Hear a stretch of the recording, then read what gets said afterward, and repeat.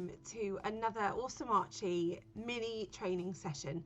As always, these sessions are completely free. Any information we share we believe to be current, and you can feel free to share this information with schools and parents alike. We don't give different information for different organisations or different groups of people. Everything we say is in an effort to better support our children, our pupils with special educational needs, with our particular love and speciality of autism.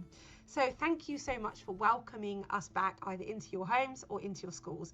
And today, this video, we're just going to have a little discussion about Sencos, the roles of Sencos, the importance of the roles of Sencos, but also how to build better connections when it comes to our Sencos looking after the parents, our parents not being furious with the Sencos, and just understanding a little bit more about the system and how it actually works. I think in our experience, because we're so lucky to work with both parents and schools alike, often we get frustration from both sides. And I think a lot of that comes from a misconception about actually what the job role is as a Senco, but also their ability or lack of ability to completely fulfill the role, actually through no fault of their own. I want to make it clear that I am not stating that all Sencos get it right and not all schools get it right. That's not what I'm here for. But those Sencos and those schools that are trying their best, I just want to explain a little bit from both sides. Why the parents potentially feel the way they do and why they're so frustrated with schools and Sencos and SLT, but also from the other point of view, why a Senco and school staff member might feel frustrated and how we can better improve those relationships. So first of all, I thought I'd start off with some facts and figures, and this one is mostly for the parent carers, but if you're a school staff member, particularly if you are not a Senco but you work in a school, I'd really appreciate it if you listen to this, because I think, to be honest, it's information that a lot of us are not aware of. So I've got some facts and figures here from gov.uk, so obviously you feel free to check this up yourself. So in that academic year, the number of EHCP plans was at 389,171. That's up 9.5% from the previous year. More worryingly and astonishingly, although not surprising for me, because obviously we know there's a huge percentage of people who are neurodivergent, but I think the world is starting to catch up with that realization.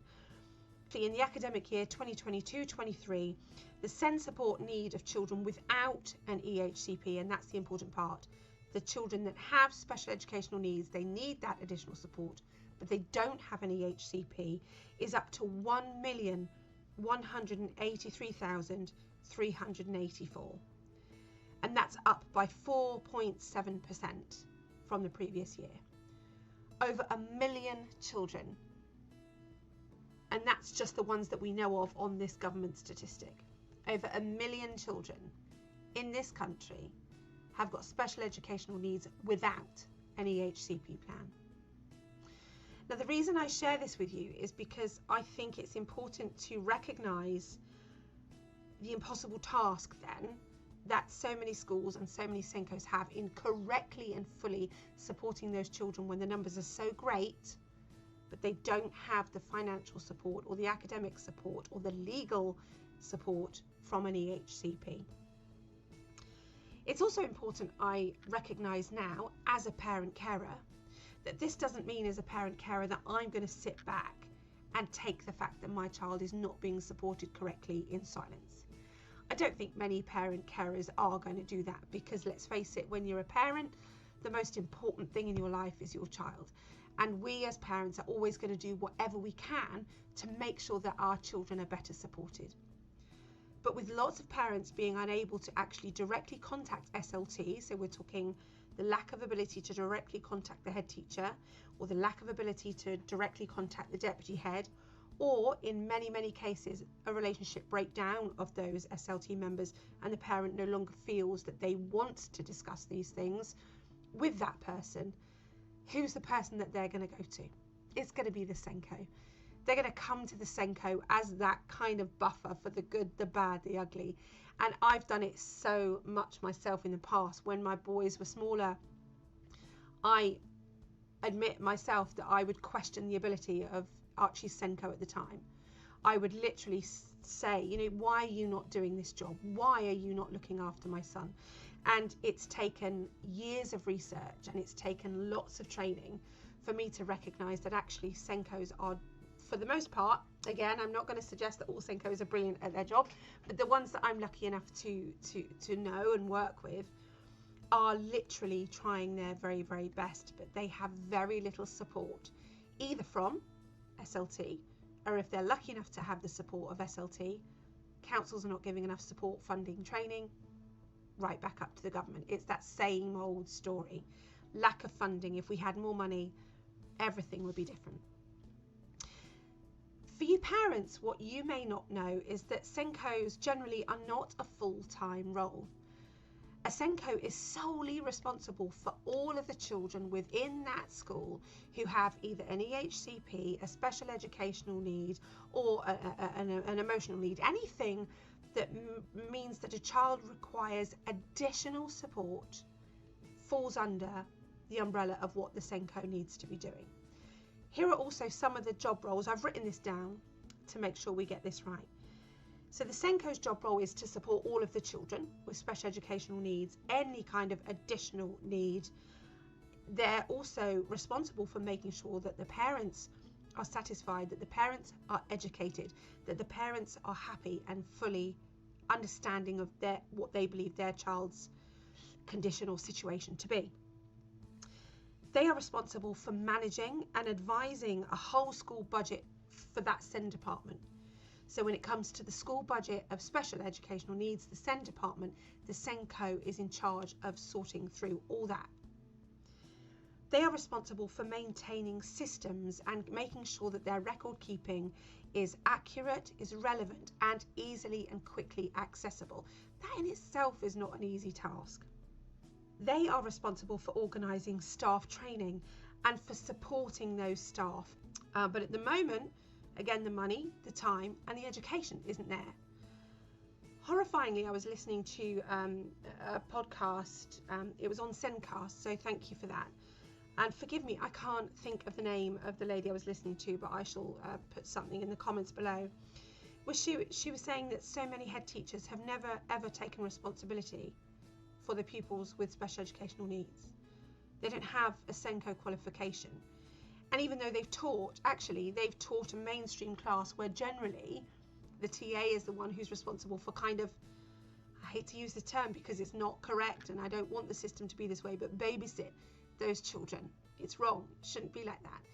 So we've got people that are heads of entire schools who actually have no background knowledge really, no real valuable education about the real pressures of teaching children with additional needs, whether that be emotionally or neurologically or from a disability perspective, but also how to listen to the TAs when, believe me when I tell you that those TAs will occasionally go into a head teacher's office and probably lose it. I've been there, either crying or angry because the whole situation is wrong and frustrated. And actually, I do believe that those leaders, any leadership role, actually, we're not just talking about schools, you know, managers, CEOs, there should be a real understanding, not a quick training course, but a real understanding of supporting the neurodivergent community.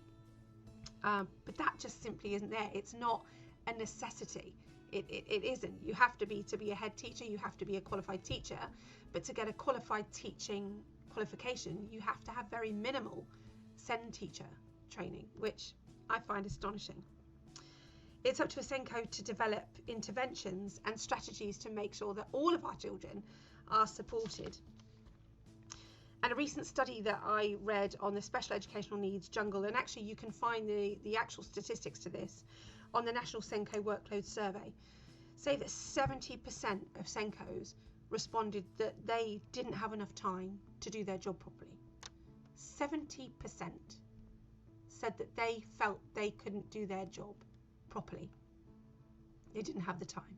And that's because what lots of people don't realise is that Sencos are generally not full-time. They work maybe 1.5 days in their Senco role. They're often stuck in a small spare office. It's very rarely have I ever found in a mainstream setting a beautiful purpose-built Senco office that's got a breakout space for some of those children, because a lot of these Sencos are desperately trying to do their job, and they're desperately trying to support the teachers, the families, the children themselves, but with the constant interruptions. And I say interruptions with love, because I love it when all my lovely children with neurological differences come and join in what I'm doing. It's not a criticism, but it is a delay, because obviously I then pause what I'm doing to better support that child. So even if you had 1.5 days of complete uninterrupted time, with the statistics that we've just spoken about, 1 million children,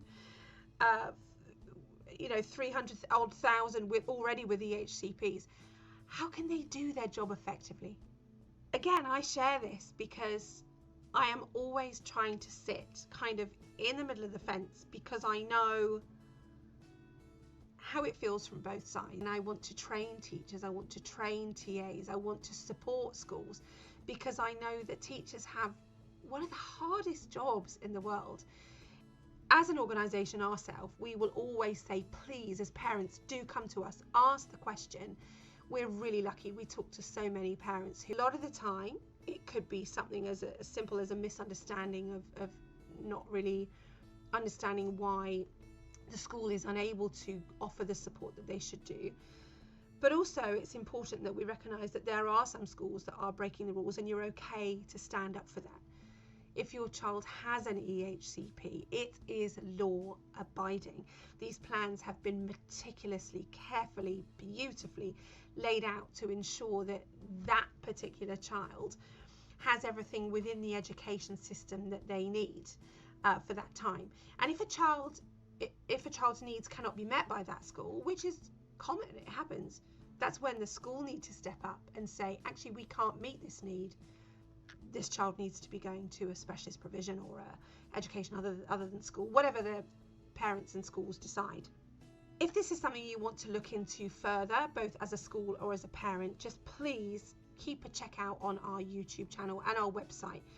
We've got an array of parent support. So basically on all of our social medias, most of that is short little bursts of parental support. We're here for you.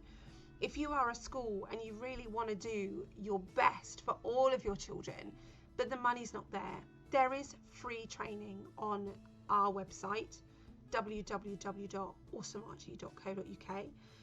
Everything, like I say, that we put in our training videos we believe to be current, most of which was learned in my recent brilliant conference, the National Autistic Society's professional conference, where it comes, you actually get a career development qualification. So a lot of the information that I felt relevant to the people that follow us has been distilled and put in there. And as always, we don't ask for money. We don't ask for anything. Just please feel free to use it. And from both sides of the coin, for parents, don't be afraid to fight for your child. But remember that there's potentially a school that is trying their best, but either hasn't had the amount of support that maybe that they require. And Sencos, remember that parents are coming to you because they're terrified and sad potentially, and angry that their beautiful child isn't being supported in the way that they know they should be. It's trying to keep things honest, keeping the conversations between the two sides honest. And if you are SLT, please value your Sencos. Please listen to those parents. A parent who's coming into an office crying or shouting or is bereft is not doing that for fun. They're doing it because they are in a place that you may never be in. And let me tell you, as a parent carer, it's really tough being a parent carer, and also being as a previous staff member who was supporting children one-to-one. It's a very underappreciated role. It's a role that so much gets taken for granted, and yet when that person is removed, you notice.